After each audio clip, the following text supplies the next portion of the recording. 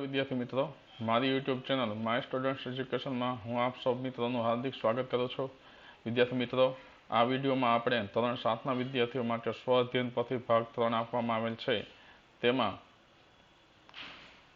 ત્રીજું એકમ અંગ્રેજી વિષય માટેનું છે યસ આઈ વિલ. એનું સંપૂર્ણ સોલ્યુશન આપણે આ વિડીયોમાં જોઈશું. મારી યુટ્યુબ ચેનલને આપ સૌ મિત્રો સબસ્ક્રાઈબ કરજો અને તમારા અન્ય મિત્રોને પણ સેન્ડ કરજો. તો ચાલો જોઈએ યસ આઈ વિલ એનું સોલ્યુશન. એ પ્રણય અને શાહિદ વચ્ચે એસએમએસથી થયેલ વાતચીત આપી છે, તે વાંચો અને ભજવો. Pranay said, hello, are you free? Pranay કહે છે, હેલો, શું તું ફ્રી છો? Shahid said, yes, completed my homework yesterday. હા, ગઈકાલે જ મારું હોમવર્ક પૂરું કરી દીધું હતું. સો ફૂલ્લી સન્ડે ટાઈમ, તેથી સન્ડે ટાઈમ છે, મતલબ કે આજે હું બિલકુલ ફ્રી જ છું. Pranay said, let us go for a movie. ચાલ મૂવી માટે જઈએ. Shahid said, no, let's go to my farm.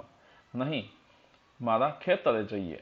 Pranay said, dear farmer, કે વહાલા ખેડૂત.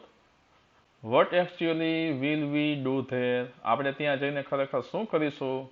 Shahid said, it's a mango time. કેરીનો સમય છે. મિસ્ટર મૂવી વ્યુઅર, કેરીનો સમય છે mister movie viewer. Pranay said, mango yummy, let us have a taste of kacchi keri. તો ચાલો આપણે કાચી કેરીનો સ્વાદ માણીએ. Shahid said, goodbye, see you at 5 at my home. તો 5 વાગ્યે મારા ઘરે મળીએ. પ્રણય said, યસ બોસ. મિત્રો, હવે આપણે પ્રશ્ન જોઈએ. ઉપરની વાતચીતના આધારે નીચેના પ્રશ્નોના જવાબ આપો.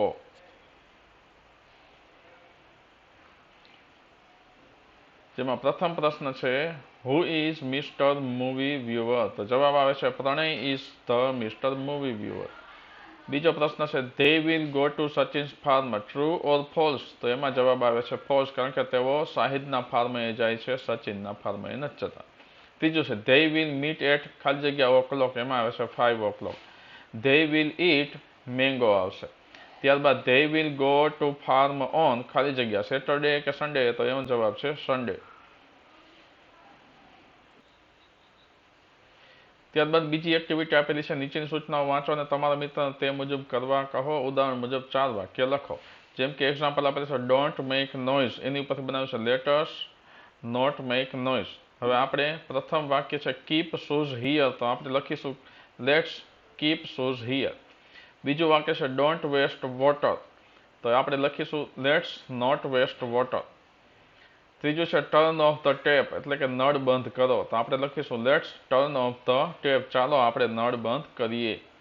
ડોન્ટ પ્લક ધ ફ્લાવર્સ, ફ્લાવરને ચૂંટો નહીં, મતલબ ફૂલને તોડો નહીં. તો આપણે વાક્ય બનાવીશું, ચાલો આપણે ફૂલને ન તોડીએ. Let's not pluck the flowers.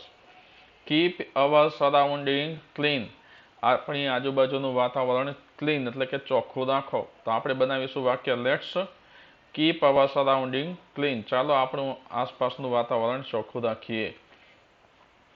છઠ્ઠું છે ડુ ધ એક્સરસાઇઝ રેગ્યુલરલી, દરરોજ રેગ્યુલરલી કસરત કરો, એટલે કે નિયમિત કસરત કરો. એની ઉપરથી વાક્ય આપણે બનાવીશું let's do the exercise regularly, ચાલો નિયમિત કસરત કરીએ.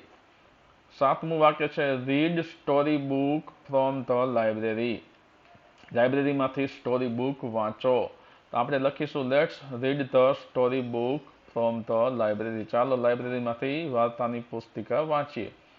આઠમું છે shut down the computer after using it, કમ્પ્યુટરના ઉપયોગ પછી તેને શટ ડાઉન કરો, બંધ કરો. તો એનું વાક્ય આપણે આ રીતે બનાવીશું let's shirt down the computer after using it, ચાલો કમ્પ્યુટરને ઉપયોગ કર્યા પછી શટ ડાઉન કરીએ, બંધ કરીએ.